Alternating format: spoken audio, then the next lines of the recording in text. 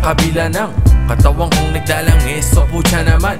At para akong bibigay pero hindi pa pwede, dahil laking pagdadamot ang pinangahawakan.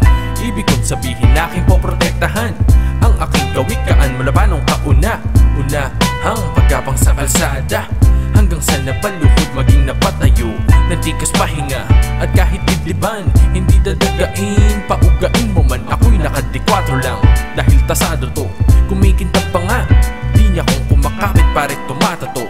Kahit paikutin ang mundong mapalin lang, lalong pupulupot, lalong papalag.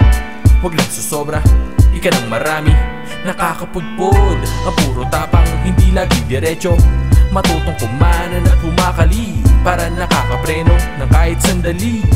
Pagkalan minsan para makapag-isip, tilaga tuldok ang aking baga.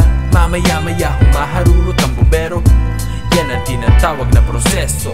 Ako'y isang batang nagbalak lang sa kwarto, na hinihintay ang planong bumalagadong.